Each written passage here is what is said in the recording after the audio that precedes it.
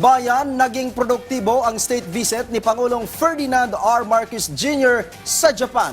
Nakakalap ng bilyong-bilyong pisong halaga ng investment commitment ang Pangulo at napatatag pa ang diplomatikong relasyon ng Pilipinas at Japan. Yan ang ulat ni Kenneth Pasyente. Pinalakas ni Pangulong Ferdinand R. Marcos Jr. ang ugnayang Pilipinas-Japan sa pamamagitan ng formal na pag-angat ng ugnayan nito bilang comprehensive strategic partnership matapos ang pagpupulong niya kay Japanese Prime Minister Takaichi Sanae. Pinagtibay rin nila ang kooperasyon sa ekonomiya, enerhiya, depensa, seguridad at maritime affairs.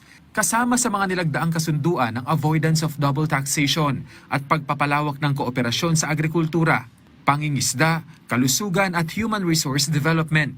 Nagresulta rin ang state visit sa $3.4 billion o mahigit kumulang 210 billion pesos na halaga ng investment pledges mula sa mga pangunahing kumpanya sa Japan na lilikha ng libu-libong trabaho para sa mga Pilipino.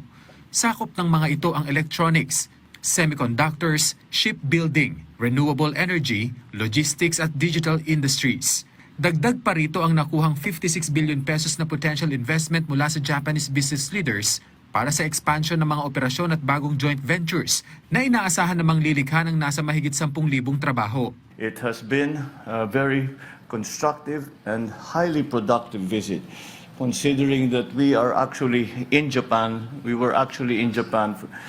for just about 3 days, almost exactly. And but yet in that little time, we were able to do a great deal. Nagkaroon din ng pambihirang pagkakataon ng Pangulo at si First Lady Liza Araneta Marcos na makilala ang Imperial Family ng Japan sa isang state banquet. May personal ding interaksyon si Pangulong Marcos Jr. kay Emperor Naruhito.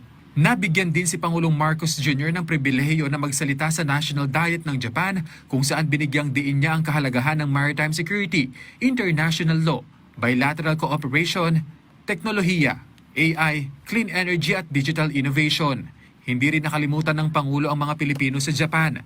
Sa pagtitipon noong Martes, pinasalamatan niya ang mahigit 350,000 na overseas Filipino workers sa kanilang ambag sa iba't ibang sektor sa Japan. Bago ang state visit, pinangunahan ng Pangulo ang inspeksyon sa Sunog Apog Pumping Station sa Tondo na bahagi ng flood mitigation program sa Metro Manila. Binisita rin ng Presidente ang mga biktima ng sunog sa Delpan Sports Complex. Inatasan niya ang DSWD na tulungan ang mga apektadong pamilya.